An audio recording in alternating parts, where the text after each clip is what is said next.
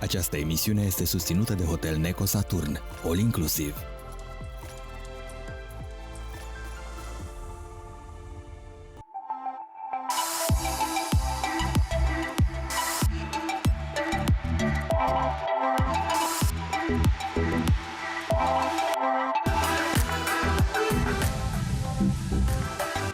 Una dintre schimbările majore în designul interior din acest an are în vedere mutarea accentului către crearea de experiențe complete pentru utilizatorii unui spațiu. Designerii de interior explorează modalități noi de integrare a unor elemente inovatoare, cum ar fi iluminatul inteligent, tehnologia smart home și materialele eco-friendly, pentru a oferi un mediu care se bazează pe stimularea simțurilor și crearea de emoții pozitive. Bună dimineața și bine v-am regăsit la o nouă ediție Casa Magazin. Eu sunt Victor Grosu și vă invit alături de noi în următoarele 30 de minute, dar mai întâi să vedem subiectele de astăzi. Astăzi la Casa Magazin. Filozofia nordică întâlnește estetica japoneză într-o amenajare unică. Școala de mobilă sau cum să-ți faci singur mobilierul. Design interior în stil neoclasic. Cum s-a schimbat producția de mobilier.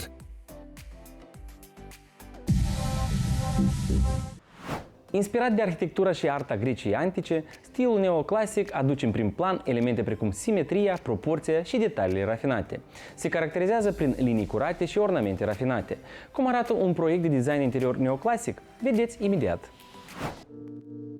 În designul interior, stilurile contrastante se pot combina pentru a crea ceva unic și poate fi privită ca o formă de expresie artistică. În acest sens, o abordare eclectică ce îmbină influențele art deco cu rafinamentul stilului neoclasic poate genera o atmosferă luxury glam. Astăzi vorbim de un penthouse de aproximativ 200 de metri pătrați utili, plus încă vreo 150 de metri pătrați de terasă. E un spațiu foarte interesant pentru că atunci când am preluat duplexul ăsta, e un penthouse duplex, era totul la gri și am avut destul de multă libertate să mă joc cu spațiul și să gândesc ceva foarte interesant și frumos pentru el. Amenajarea a avut în centru jocul reflexiilor create de oglinzi și suprafețe vitrate, completate de un sistem de iluminat bine gândit.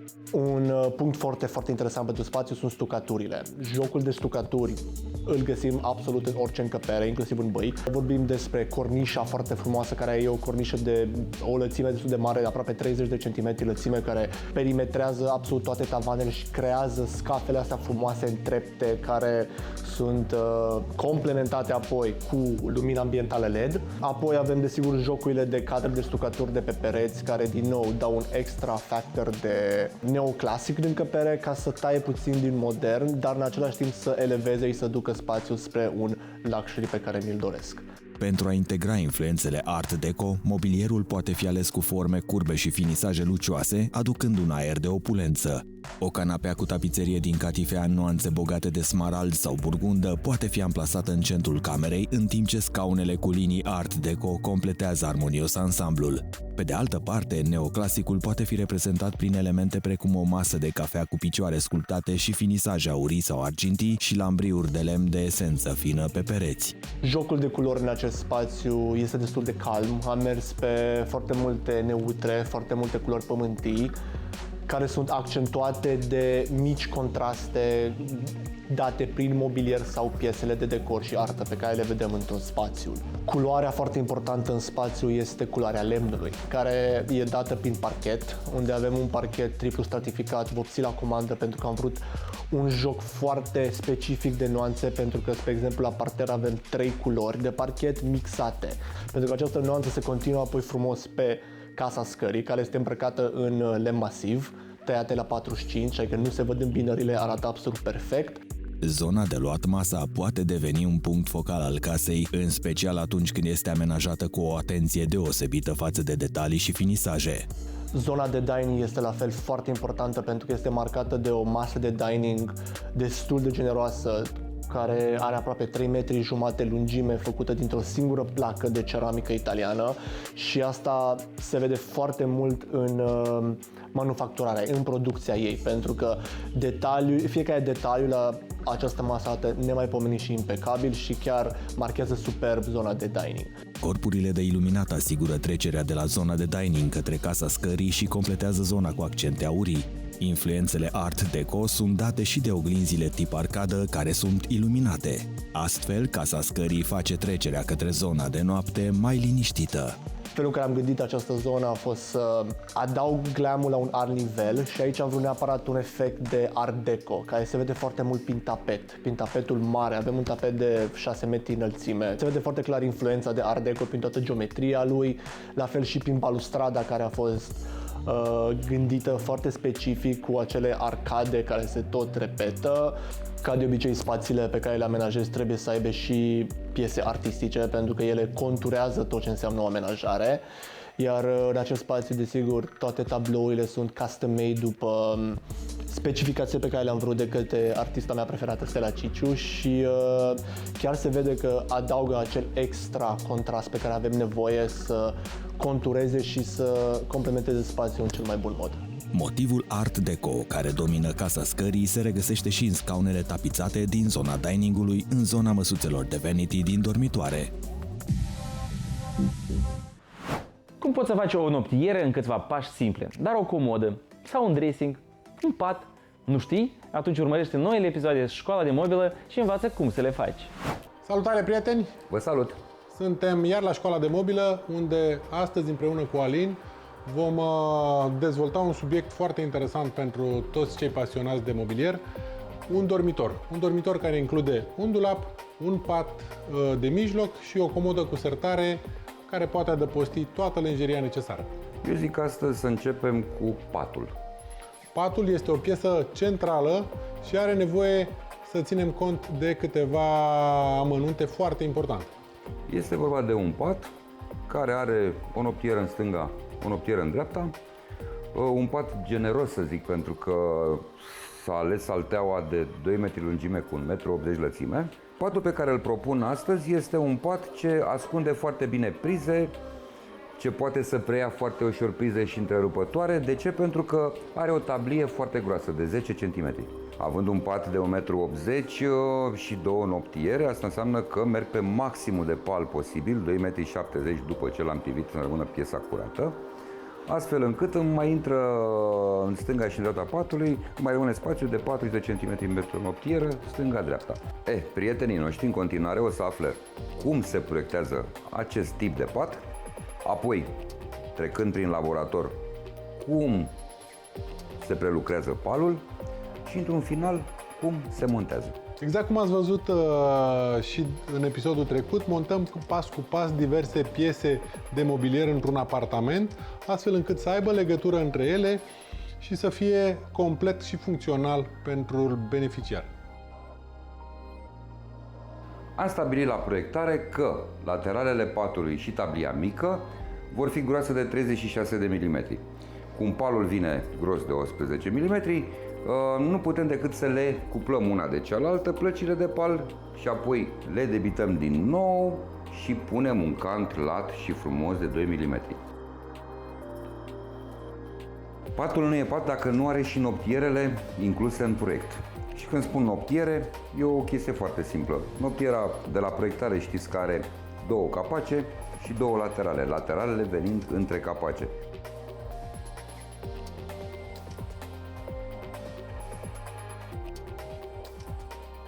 Trebuie să nu uităm să punem glisierele pe lateralele acestui corp, pentru că odată ce l-am închis, nu ne mai intră toate sculele, bormașină și rubeniță și ne chinuim foarte tare.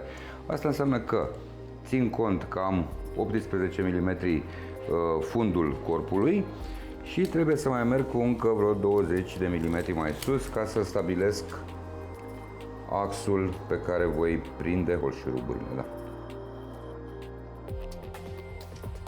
Și noptierele sunt gata. Avem noptierele gata, rama patului e gata, tablia e deja debitată, cântuită. Vom merge la apartament și acolo le vom monta pe toate, inclusiv somiera cu sistemul de ridicare.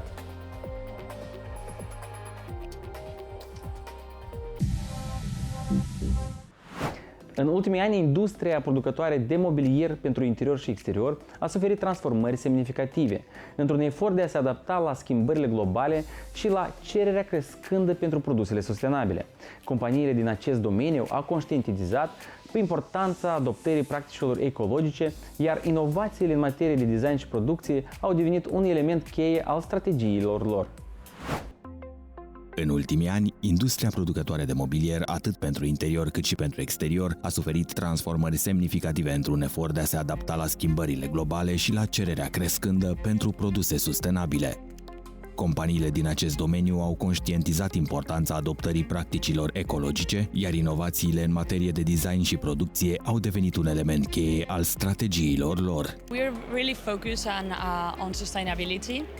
We're trying to give steps towards being 100% sustainable. So we are removing plastic of all the deliveries. For example, all our materials are recycled and recyclable. What else? We've installed solar panels so that we're not using energy in the company. Pe lângă schimbarea modului de producție, compania s-a orientat și pe realizarea unor produse al căror design este atemporal. Motivul este că acest tip de mobilier are mai multe șanse să fie folosit de generații succesive, tocmai de aceea cele mai multe colecții sunt rezultatul unor colaborări cu designeri celebri, cum este Ramon Esteve. Every year we collaborate with new architects and interior designers. For example, this new release, the Midjourn collection, was designed by Ramon Esteve, a famous Spanish architect, and some other collections are with some other architects and interior designers. They're gonna last forever because you don't get tired of those. For example, this one here, it is imitation to rattan, which has been one of the oldest thing and that we all remember, and now we're putting it into metal. So, trends are important, but the simple designs always work. Unul dintre aspectele principale ale adaptării la schimbările solicitate de consumatori și mediu constă în utilizarea materiilor prime reciclabile. Această schimbare nu numai că duce la reducerea deșeurilor și a impactului asupra mediului, dar și promovează o economie circulară și responsabilă.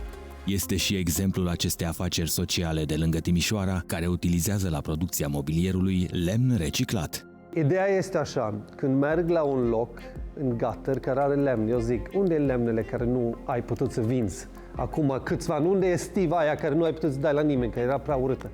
Și ei mă arată în spatele tot niște stive de lemn plină de noduri, plină de, poate a fost mucegai, a fost putrezit, a fost crepate și eu zic exact lemnele aia vreau. Și atunci eu iau lemnele astea, care mult consideră că nu are nicio valoare, și lucrăm cu rășina, lucrăm cu inserție, lucrăm cu mare grijă ca să iese cel mai bun și din bucățile astea de lemn. În ceea ce privește materialele utilizate, producătorii de mobilier au început să se îndrepte către opțiuni durabile, precum lemnul provenit din silvicultură responsabilă, piatra, metalul reciclat și ceramica. Aceste materiale nu doar că oferă o durabilitate crescută, ci și conferă un aspect estetic deosebit produselor. This is a 3D printed stoneware product. So 50% of the material is recycled. So all the waste material from the ceramic industry, we can reuse it then back.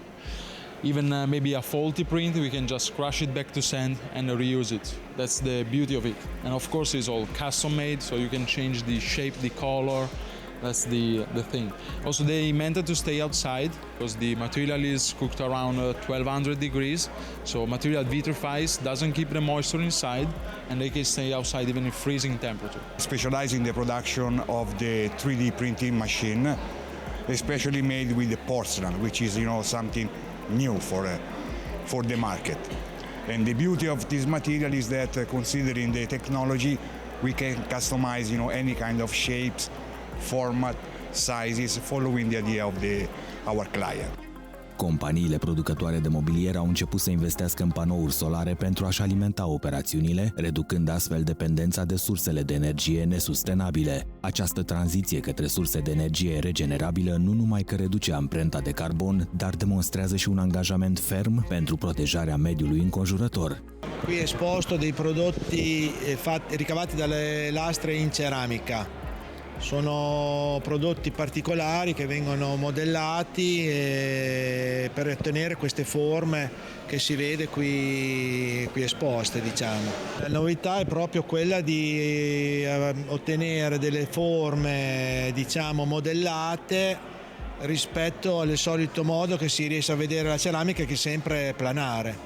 Noile tehnologii permit în prezent utilizarea de materiale noi sau obținerea unor forme care până nu de mult erau imposibil de obținut. Din piatră naturală se poate face absolut orice, inclusiv zona asta de blaturi, indiferent că vorbim de blaturi tehnice sau de blaturi decorative. Sunt blaturi folosite în zona rezidențială, blaturile de bucătărie, insulele de bucătărie sau chiar mesele dintr-o bucătărie ce sunt prelungirea unui blat.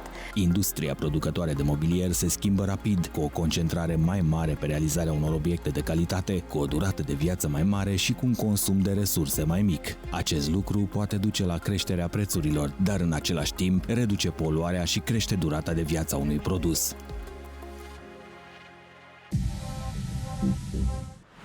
Amenajările contemporane pun accentul pe minimalism și simplitate, folosind culori neutre, linii curate și mobilier funcțional. Aceste spații creează o atmosferă relaxantă și aerisită. Întâlnirea dintre culturi și estetici poate crea compoziții fascinante și echilibrate dacă vorbim despre design interior. Un astfel de proiect îndrăzneț este cel care îmbină influențele minimaliste japoneze și scandinave, două stiluri care pun accent pe simplitate, funcționalitate și conexiunea cu natura. Un apartament din capitală a fost total transformat prin împletirea acestor două estetici distincte, iar rezultatul a fost un spațiu care nu doar încântă vizual, ci și inspiră un sentiment profund de liniște și echilibru. Bună ziua! Ne aflăm astăzi într-un apartament cu o suprafață utilă de 106 metri pătrați. Acest apartament era compartimentat inițial în 3 camere, după care, la doleanța clienților, am transformat apartamentul în unul cu 2 camere. Astfel am reușit să obținem un spațiu extrem de generos, după cum puteți vedea, cu living, zonă de dining și zonă de bucătărie deschise într-un singur spațiu de tip open space.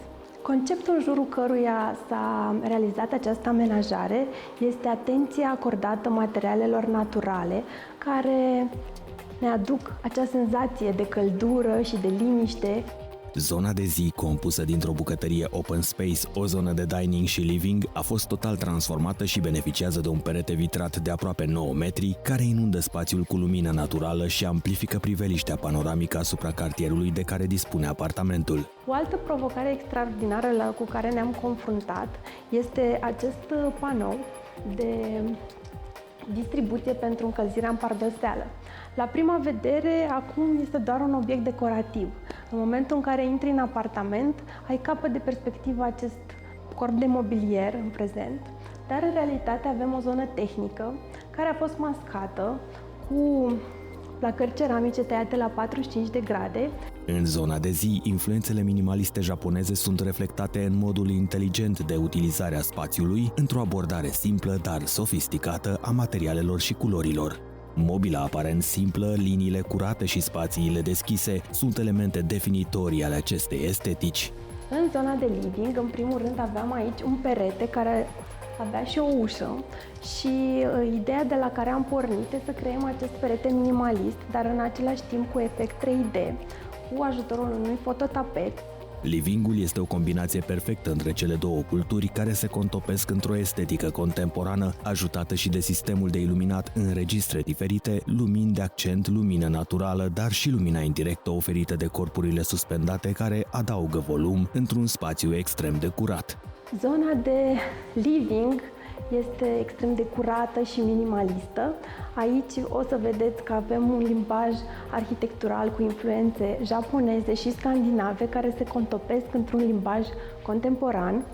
Piesa cea mai spectaculoasă din această amenajare o reprezintă masa de dining, care este o piesă sculpturală a unui designer italian. Avem acest flower de lemn pus în evidență, atât de lumina exterioară cât și cea artificială. Spațiul este completat de o bibliotecă cu aspect industrial din aceeași colecție ca și masa de dining, care surprinde prin meticulozitatea atenției la detalii și calitatea înaltă a manufacturii. Bucătăria păstrează registrul minimalist și a fost dotată cu o insulă generoasă, iar poate cel mai spectaculos detaliu din această zonă sunt corpurile de mobilier cu dublă funcționalitate. Partea cea mai faină e că avem un blat extractibil, unde sunt partea de electrocasnice pe care nu vrem să le vedem, de roboți de bucătărie, partea de condimente, care uneori tinde să fie cu foarte multe etichete și culori, și această zonă poate fi complet închisă în momentul în care nu gătim. Băile nu fac notă discordantă de restul amenajării. Finisajele inițiale au fost păstrate, însă s-a intervenit la nivelul pereților și al tavanelor cu finisaje de accent, fototapet pentru spații umede și vopsea lavabilă colorată. Am creat mobilierul de baie custom, special pentru acest proiect. Aici avem un blat din lemn masiv, care are o textură satinată și se întrepătrunde cu partea de lavoar. Dormitorul este spațiul în care se remarcă cel mai mult influențele japoneze. De la patul așezat la o înălțime mult mai mică decât spune regula, care parcă plutește, și până la peretele texturat asemenea unei grădini zen, toate elementele din zona de noapte invită la calm și liniște. Elementele folosite aici au un caracter, duc ca idee la amenajările de tip japonez. Aceste încadramente parietale creează un joc geometric care ne duce cu gândul la panourile separatoare de tip shoji. Atmosfera este completată de corpurile de iluminat ceramice suspendate, dar și de textilele din in reciclat, care vorbesc despre căldura interioarelor japoneze. Partea faină e că am reușit să avem 3 registre diferite în această cameră. Odată registrul de sus, dat de grinzile existente și care am ales să-l punem în evidență, cu o lumină cu o vopsea mai estompată, într-un verde plăcut. După care avem registrul inferior, care are continuitate cu panourile din spatele patului și se continuă cu linia dulapurilor din zona de depozitare. Atmosfera este desăvârșită de prezența plantelor care aduc elementul natural la interior și completează cu vitalitate. Am ajuns la finalul acestei ediții, noi ne revedem la aceeași oră săptămâna viitoare când venim cu multe subiecte exclusive, arhitecți și designeri internaționali, dar și cu proiecte și informații inedite. Vă mulțumesc că ați fost alături de mine și vă invit să urmăriți platforme de social media și site-ul casamagazin.ro. Pe mine mă găsiți pe contul de social media Victor Grosu și pe vlog pe YouTube, unde urc periodic un video nou despre design interior. Follow and subscribe!